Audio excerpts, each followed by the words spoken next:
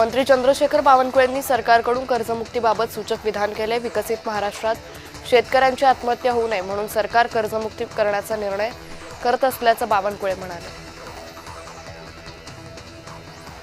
नाशिक भाजप शहराध्यक्ष पदाचा सुनील केदार यांनी दिलेला राजीनामा परत घेतलाय।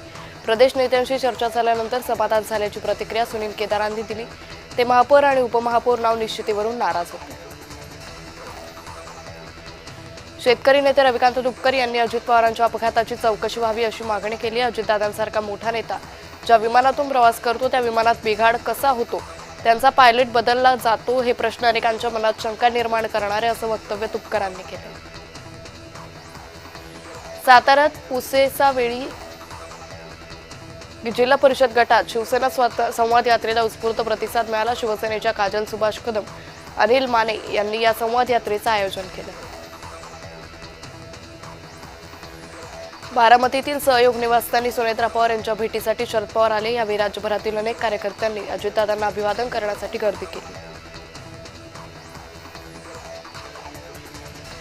जळगावच्या भुसावळ महापालिकेत पहिल्या सर्वसाधारण सभेत अपक्ष उमेदवाराला प्रश्न विचारायची संधी मिळाली नाही। सर्वसाधारण सभेची वेळ संपल्यानं अपक्ष उमेदवार राज चौधरी यांचे प्रश्न प्रलंबित राहिले।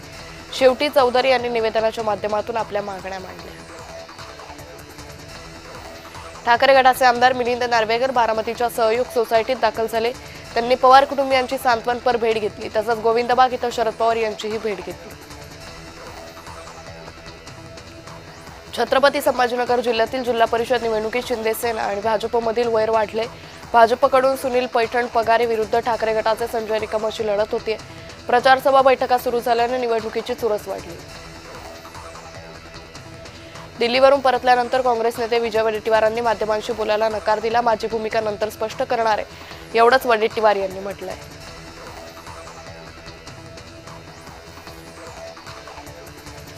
विधिमंडळ हक्कभंग समितीची बैठक स्थगित करण्यात आली। सुषमा अंधारे आणि कुणाल कामरा विधान भवनात उपस्थित न राहिल्यानं बैठक रद्द झाली।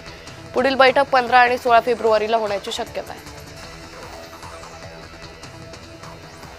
पुण्यात महाराष्ट्र नवनिर्माण सेनेनं आंदोलन केलं। पुणे महापालिकेच्या भ्रष्ट कारभाराविरोधात मनसेच्या कार्यकर्त्यांनी घोषणा दिल्या।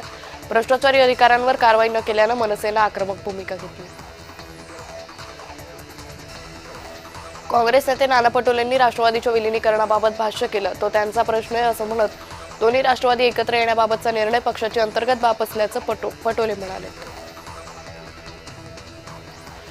अमरावती महानगरपालिकेचा महापौर 6 फेब्रुवारीला ठरणार आहे। त्या पार्श्वभूमीवर महानगरपालिकेनं महापौर उपमहापौर सभापती गटनेता कक्षाची स्वच्छता केली। अमरावतीत भाजपचा महापौर आणि युवा स्वाभिमान पक्षाचा उपमहापौर होणार आहे। सांगली महापालिकेच्या महापौरपदी भाजपचे तर उपमहापौरपदी राष्ट्रवादीचे गजानन मगदूम बिनविरोध विजयी झाले। 10 तारखेच्या विशेष महासभेत त्यांच्या निवडीची औपचारिक घोषणा होईल।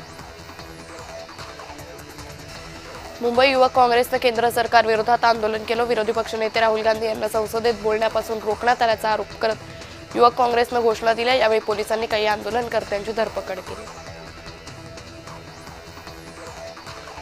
बीडमध्ये ज्या गाडीतून अजित पवार प्रवास करायचे त्याच गाडीतून अस्थि कलश विसर्जनासाठी रवाना करण्यात आल्या। या अस्थि राक्षस भवर इथे गोदावरी पात्रात विसर्जित केल्या। या प्रसंगी आमदार धनंजय मुंडे, आमदार विजयसिंह पंडितही उपस्थित होते।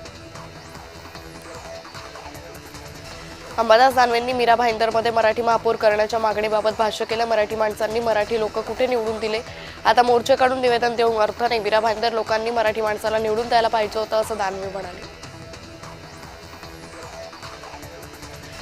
नवी मुंबईत भाजपला मोठा धक्का बसलाय। प्रभाग 23च्या ब नगरसेवक पदाला न्यायालयानं स्थगिती दिली आहे। न्यायालयानं 12 फेब्रुवारीपर्यंत तात्पुरती स्थगिती दिली आहे। त्यामुळे आता पुढील सुनावणी होईपर्यंत रुपाली भगत नगरसेवक पदाशी संबंधित कोणतेही अधिकृत कामकाज करू शकणार नाही।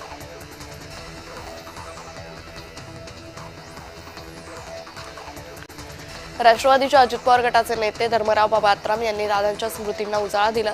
अजितदादा कार्यकर्त्याला घेऊन चालणारा नेता अशा आठवणी आत्राम यांनी जागवल्या। 25 कोटींची शासकीय जमीन लाटल्याचा आरोप असलेल्या उमेदवाराचा प्रचार मंत्री राधाकृष्ण विखे पाटील करणार असल्याची टीका होते। लातगाव कारेगाव गटातील उमेदवार स्वाती पाचुंदकर यांच्यावर 72 गुंठे जमीन बनावट कागदपत्रांद्वारे हडप केल्याचा आरोप आहे।